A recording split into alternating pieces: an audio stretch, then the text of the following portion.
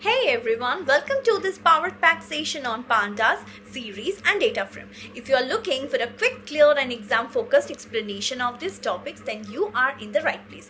अब आप सोच रहे होंगे Pandas का syllabus इतना बड़ा है, कहाँ से शुरू करें? So don't worry, then in this video I'll be covering only the most important concepts from series and data frame so that you understand fast and remember longer.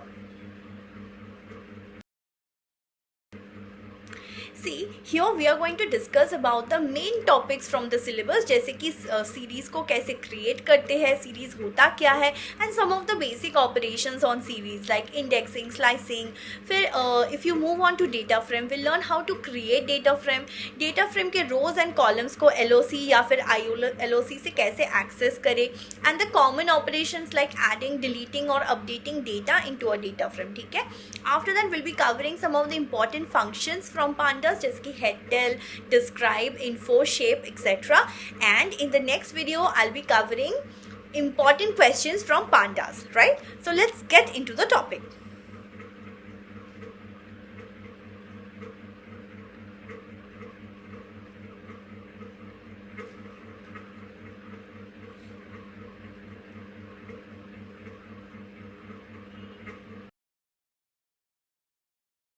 So the first topic that we are going to learn is what is pandas. So pandas actual में क्या है, बहुत students को पता ही नहीं है कि pandas क्या है. ठीक है. सी बहुत लोग समझते हैं कि पांडास कुछ अलग है, पाइथन कुछ अलग है, पांडास कुछ अलग है, बट ऐसा कुछ नहीं है. पाइथन का एक लाइब्रेरी होता है पांडास. जैसे कि पाइथन में ऐसे बहुत सारे लाइब्रेरीज है, like you will be learning about नमपाई, you will be learning about matplotlib. ठीक है. सो पांडास, मैटप्लॉटलिब, नमपाई ऐसे बहुत सारे लाइब्रेरीज पाइथन में एग्जिस्ट करते हैं. लाइब्रेरीज होते क्या है, in a library we get a collection of pre written modules and functions. ठीक है. that help us to perform some specific tasks without writing extra code from the scratch, right? So in this pandas library we get two data structures. Mainly two structures are there. One is series, the other one is a data frame. Okay, now what is a data structure? क्योंकि वो मैंने mention किया है तो बताना तो पड़ेगा ही ना. तो data structure is a proper or it's a organized way of storing data. ठीक है. So that we can access the data and use it efficiently. Now see how we are storing data through pandas efficiently, क्योंकि pandas में तो बताया गया कि इसमें दो data structure होते हैं. एक है series, दूसरा है data frame. So series जो होता है, series is a single column data structure. It's a one dimensional data structure. Please remember this. It's a one dimensional labeled array also you can call it, or data structure. And for data frame it's going to be a two dimensional. Okay, why two dimensional? Because here we have rows and columns. Fine. Okay, next topic is what is pandas series. तो अभी series क्या होता है वो अभी आप देखिए. series is like a column in Excel or a list in Python. देखिए पिछले क्लास में like in class 11th you have learned about lists, है ना. तो लिस्ट के बारे में आपने सीखा है. लिस्ट को कैसे बनाते हैं, सिर्फ एक थर्ड ब्रैकेट का यूज़ करके उसके अंदर हम कुछ भी वैल्यू डाल देते हैं तो वो क्या बन जाता है, वो बन जाता है हमारा लिस्ट, है ना. तो अभी देखिए यहाँ पे जो है, आप ये आउटपुट तो पहले देखिए लिस्ट का कॉन्सेप्ट अगर आपको पता है, so you will be knowing that in a list we have something called as index positions. मतलब हर वैल्यू के लिए we have some position, right, which starts from where, it starts from 0. Similarly, in a series, the index position starts from 0 and it continues. Like here we have three values, so there the index numbers are 0, 1 and 2. Okay, so see here we have two categories. One is the index labels. Okay, either it can be a default indexing or a custom indexing, and the values, the data values, which can be of any data type, number, text or anything. ठीक है. तो series तो हमने देख लिया होता क्या है. अभी चलिए आगे देखते हैं. सबसे पहले ये आपको याद रखना पड़ेगा, इंपोर्टिंग पांडास मतलब क्या है. When you are going to use pandas in a Python program, ठीक है, तो सबसे पहले जो आपको यूज करना है वो है ये statement, import pandas as PD. ठीक है। तो इम्पोर्ट पांडास का मतलब क्या होता है, देखिए पांडास के अंदर जो भी फंक्शंस है, जैसे सीरीज है, डेटा फ्रेम है, या जो कुछ भी है, ठीक है, you can't use it in a Python programme if you don't use this statement. तो पांडास लाइब्रेरी जो होती है हमको अलग से उसे इंस्टॉल भी करना पड़ता है अपने कंप्यूटर में, ठीक है। और इंस्टॉल होने के बाद ही you can use this in a Python IDE, any IDE you are using, let it be IDLE, let it be Jupyter, कुछ भी आप यूज़ करें, यहाँ पे आपको इम्पोर्ट पांडास एज PD लिखना पड़ेगा। अभी एज PD तो मैंने बोला है, मतलब एज PD मैंडेटरी नहीं है, बट नॉर्मली हम यूज़ करते हैं PD is just अलायस for pandas.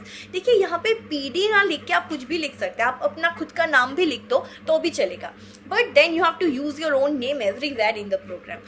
But why we are using this alias? Because see, instead of writing pandas every time, it may be a big word, so we are using a shortcut which is PD. Later on you will be learning कि कितनी बार आपको ये PD का use करना पड़ेगा, ठीक है। तो now we can create series easily once you have imported this in your program, ठीक है। देखिए यहाँ पे ध्यान रखना पड़ेगा कि पांडास का P हमेशा स्मॉल लेटर में होगा, कभी कभी MCQ में ऐसे क्वेश्चंस दे देते हैं, okay. So don't be confused, import का I, पांडास का P, सब कुछ इस स्टेटमेंट में everything is going to be in the lower case alphabet, okay. Moving forward, we are going to create a series from a list now. See, the basic syntax is first you put the name of the series, like here I've written S. After that what I'm writing, PD dot, now see alias का use यहाँ पे किया गया है ना, so PD dot series. Now you see we are mentioning series. So what is this series? This is a function that we are using, जो ये pandas जो लाइब्रेरी है ना उसके अंदर सीरीज बोल के एक फंक्शन है, तो उसका यूज़ हम कर रहे हैं। यहाँ पे देखिए सीरीज के बाद पेरेंथेसिस का यूज़ किया गया है। Parenthesis means what, these round brackets, ठीक है।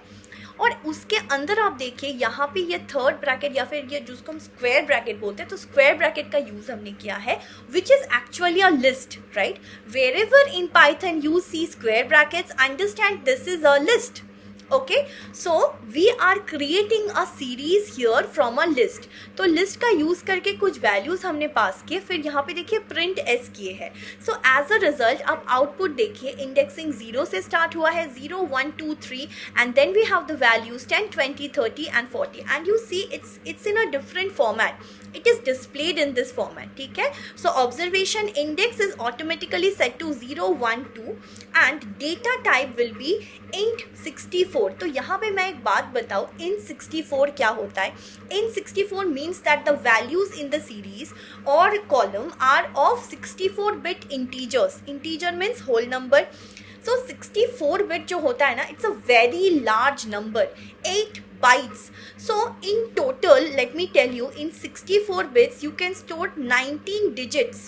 19 मतलब आप समझ रहे हैं ना, मतलब 1 2 3 4 5 6 कर करके टोटल 19 डिजिट्स का एक नंबर आप स्टोर कर सकते हैं। That's the maximum allowed value in a in 64 number. अगर इंट के जगह पे आप यहाँ पे कोई फ्लोटिंग पॉइंट वैल्यूज़ यूज़ करते, जैसे कि 10.1 या फिर 20.1, ऐसा कुछ हम यूज़ करते, तो ये ऑटोमेटिकली कन्वर्ट हो जाता फ्लोट 64 में, है ना, क्योंकि तब ये इंट नहीं रहता, तब ये क्या हो जाता, तब ये फ्लोट हो जाता, FLOAT फ्लोट, ठीक है, फ्लोट 64 बन जाता। And if it had text then the data type would be object. तो ध्यान रखिएगा, इंटीजर वैल्यूज के लिए इंट 64, डेसिमल नंबर्स मतलब कि फ्लोटिंग पॉइंट वैल्यूज के लिए float 64, and for text values और string values it is object, okay, not object 64, only object, okay. Let's move to the next topic now. Now we'll be learning how we can create a series with custom index. Custom index मतलब अभी तक हमने देखा है कि indexing default होती है जो 0 से start होती है, similar to a list. But there is something extra in series that you can create your custom list. See यहाँ पे मैंने index बोल के कुछ लिखा है, PD.series के अंदर 10 20 30, यहाँ तक तो लास्ट स्लाइड में हमने सीखा। अब देखिए कॉमा देके मैंने लिखा है index equals to, then in a third bracket I have written ABC. Now see, look at my output. If I print the series, you see ABC has appeared in place of index, replacing 0 1 and 2, है ना। और देखिए values की जगह पे 10, 20, 30 है। इसका data type भी इंटीजर 64 ही है, क्योंकि वैल्यूज जो है वो इंटीजर में है, ये सिर्फ इंडेक्स है। और यहाँ पे वैल्यू की जो है ना डेटा टाइप हमें डिस्प्ले करती है, ठीक है। So observation custom labels replace numeric index. Okay, this is useful for real world data, जैसे कि student names, product ID. So ऐसे डेटा के लिए ये बहुत ही यूजफुल होती है, ठीक है। Okay, next topic, creating a series from a dictionary. Now you must be knowing what is a dictionary because you have covered it in your 11th grade. अगर आपको पता नहीं है तो देख लीजिए, डिक्शनरी हमेशा ऐसे कर्ली ब्रेसेस में हम लिखते हैं, जहाँ पे फर्स्ट जो वैल्यू होती है दैट इज द की एंड सेकेंड जो वैल्यू होती है that is the data. So here A is the key, A is the key and 100 is the data. ठीक है, तो ये की वैल्यू पेयर की जो डिक्शनरी होती है उसका यूज़ करके we can create a series. तो आप सोचेंगे इसका फ़ायदा क्या है, डिक्शनरी ही बना देते, उसको सीरीज़ में क्यों कन्वर्ट करना है. तो कन्वर्ट करना है क्योंकि सीरीज़ तो मोर ऑर्गेनाइज्ड डेटा स्ट्रक्चर है ना, तो डिक्शनरी से भी ज़्यादा बेटर स्टोरिंग तो आपको सीरीज़ देगा, है ना. तो देखिए यहाँ पे डेटा बोल के एक डिक्शनरी हमने क्रिएट किया है. After that we are putting that data into a series just like this and look at my output.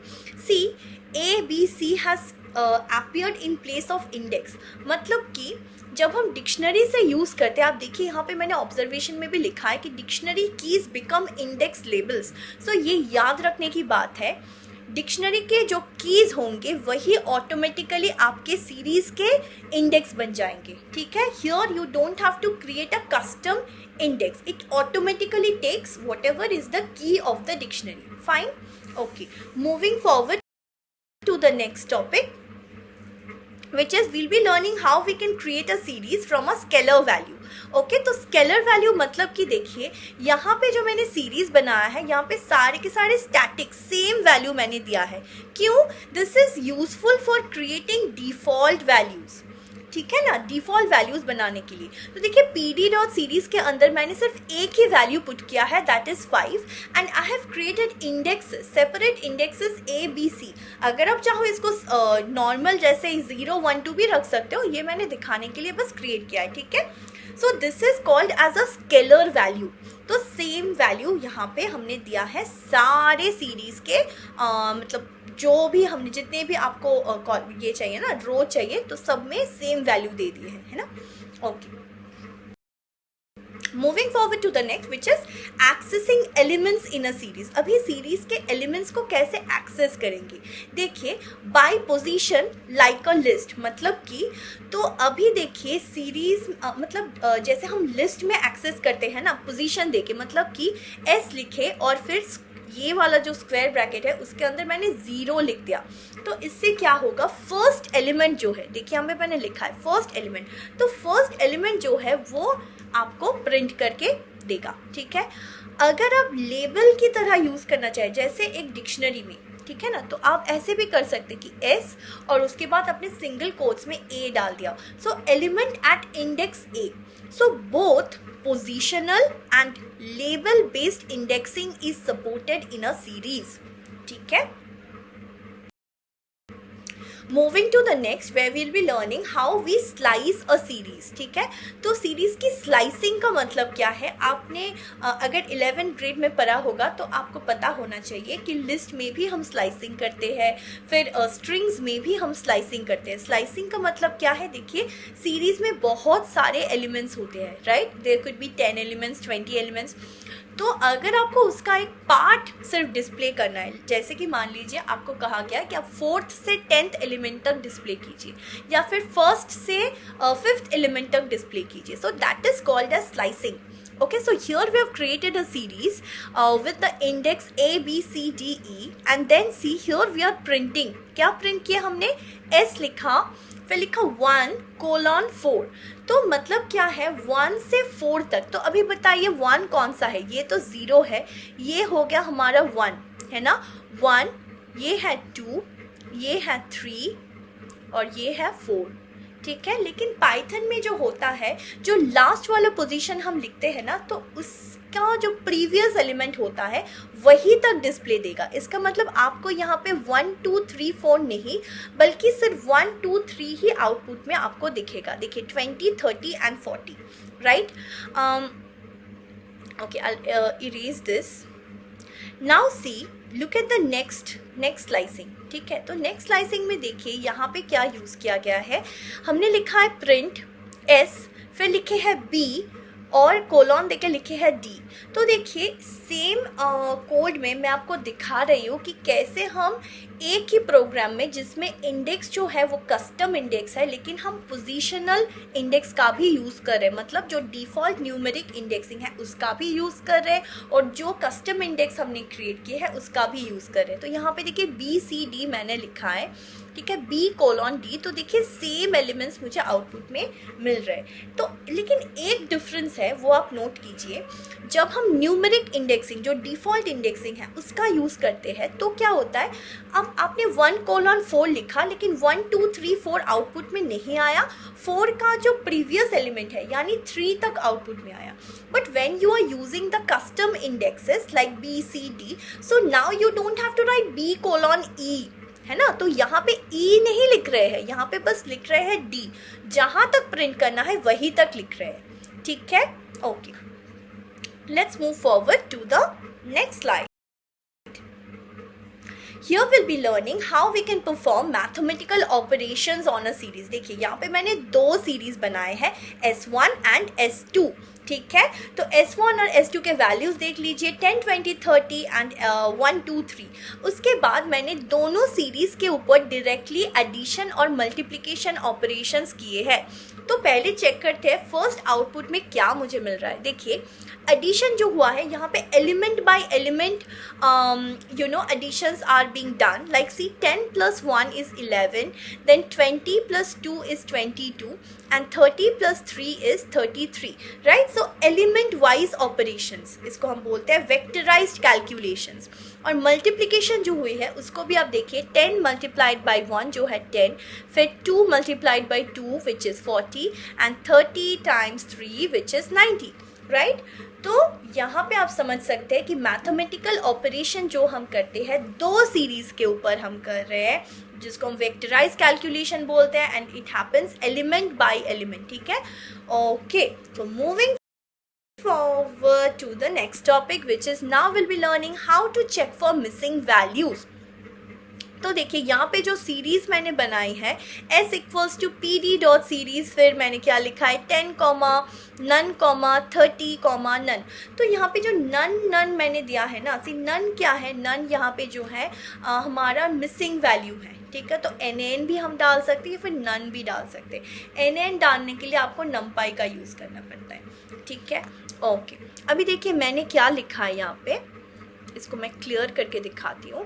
देखिए मैंने क्या किया है, प्रिंट S.is null। तो is null जो फंक्शन है, it checks for missing values.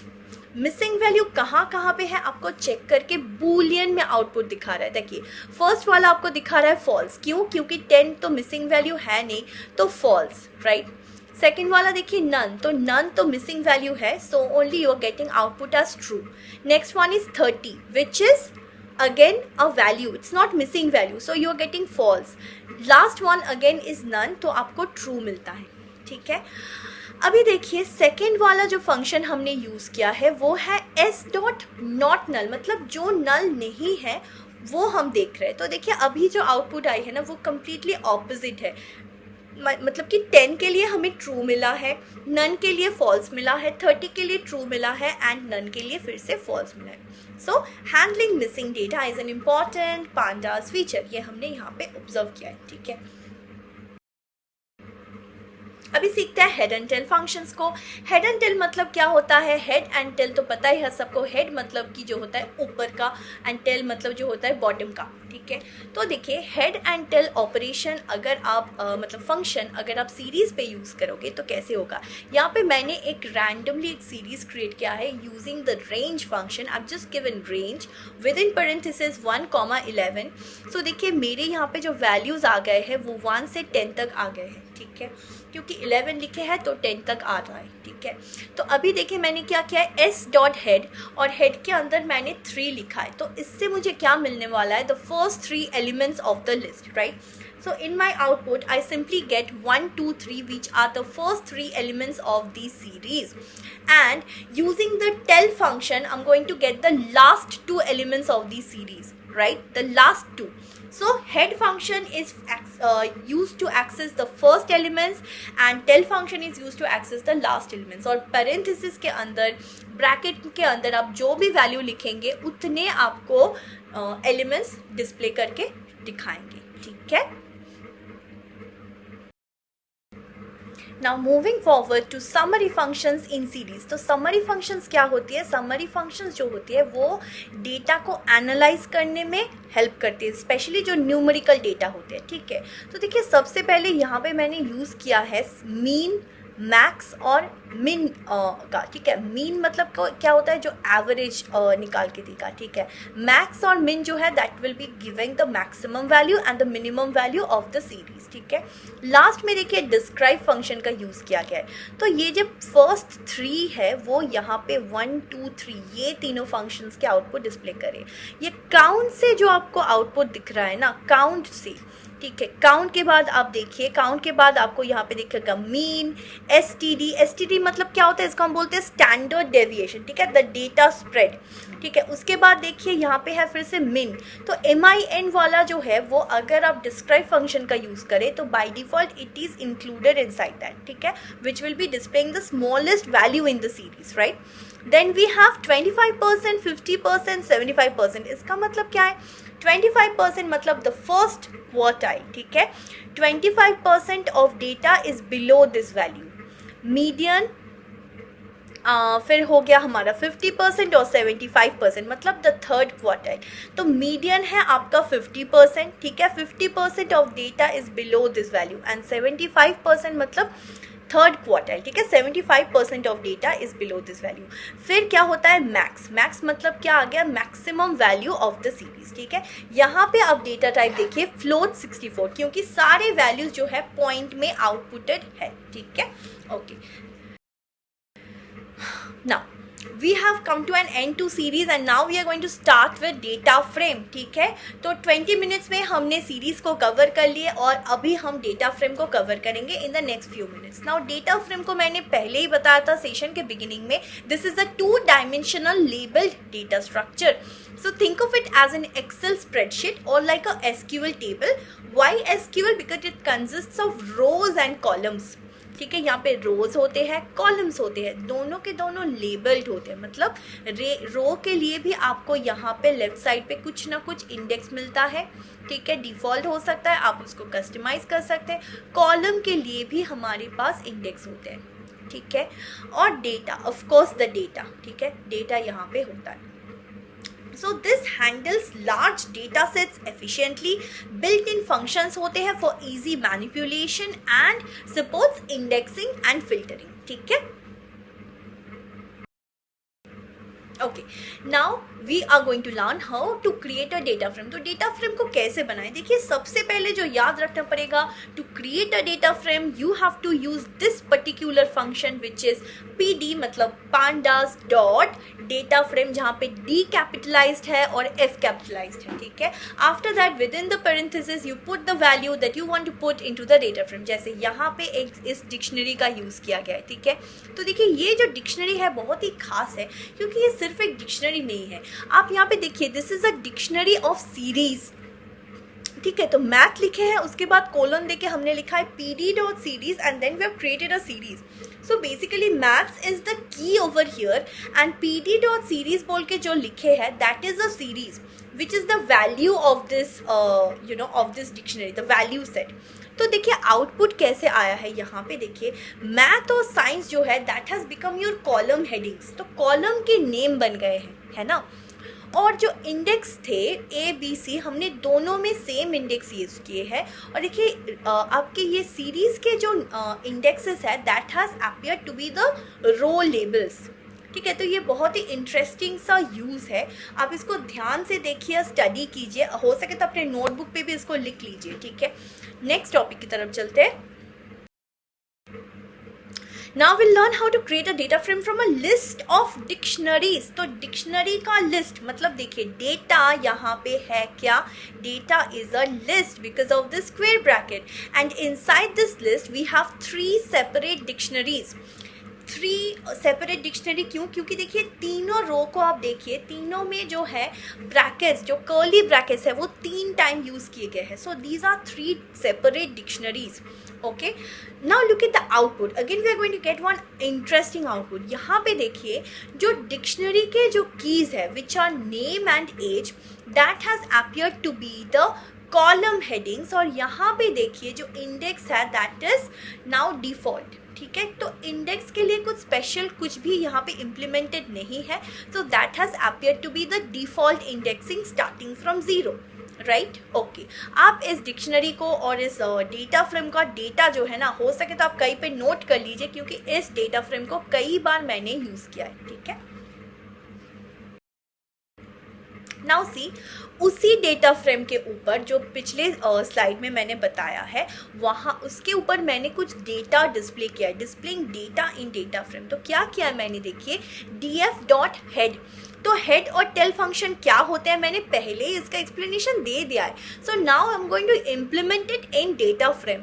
So head 3 मतलब first के 3 रोज, टेल 2 मतलब लास्ट के 2 रोज। ठीक है, फिर मैंने किया है शेप। शेप क्या होता है, रोज और कॉलम्स का आपको आउटपुट देगा। यहाँ पे देखिए 3,2 जो it is displayed in a tuple, क्योंकि देखिए यहाँ पे ये वाले ब्रैकेट का यूज किया गया है, फिर 3,2 लिखा है।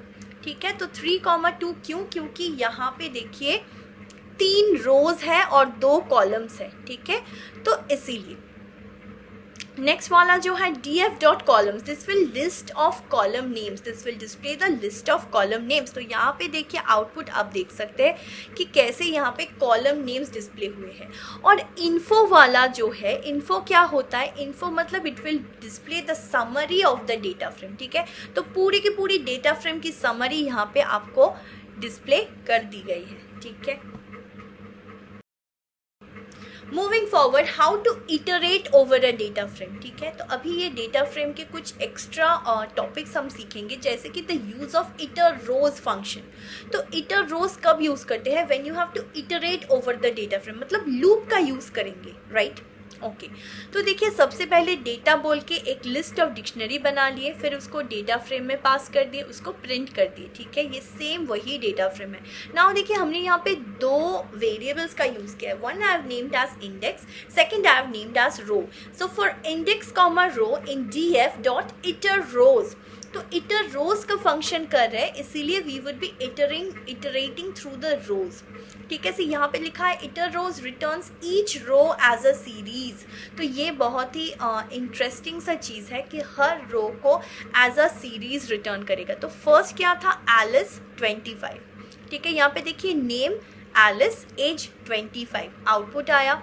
क्यों ऐसे आउटपुट आया, क्योंकि देखिए हमने प्रिंट में जो है ना वो नेम और एज का यूज़ किया है। ठीक है, अभी यहाँ पे मैंने एफ स्ट्रिंग का यूज़ किया है। एफ स्ट्रिंग का यूज़ अगर कई स्टूडेंट्स को नहीं पता है तो मैं बता देती हूँ कि यहाँ पे जो होता है ना, हम एफ बोल के डबल कोट्स दे देते हैं। ठीक है, और जो भी आपको स्ट्रिंग प्रिंट करना है, जैसे मान लीजिए नेम लिखा, फिर आप यहाँ पे बस ये कर्ली ब्रैकेट्स दे दीजिए।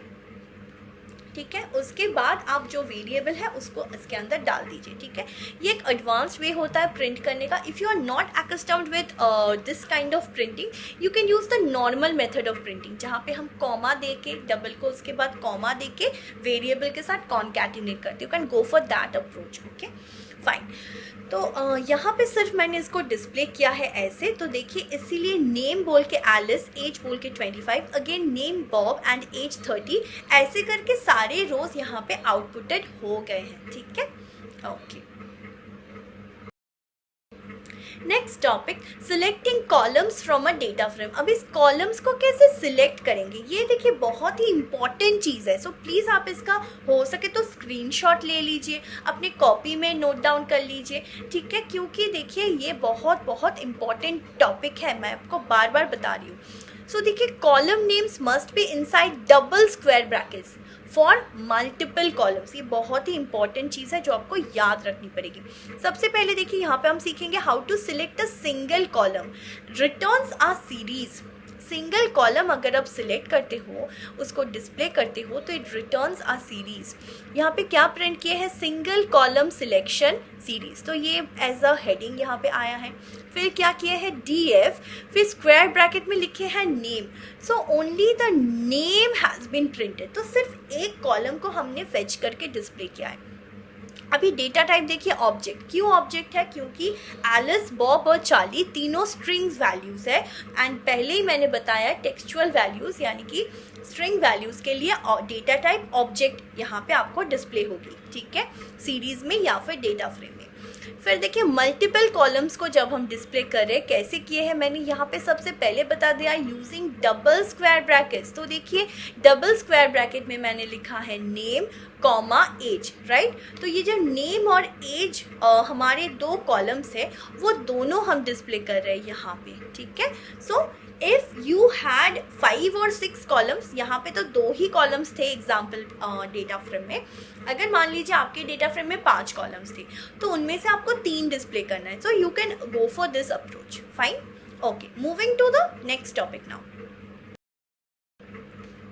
Selecting rows. अभी हमने कॉलम को सिलेक्ट करना सीखा है, अब हम सीखेंगे हम रोज को कैसे सिलेक्ट करते हैं। This is again very very very important which is LOC and ILOC, ठीक है।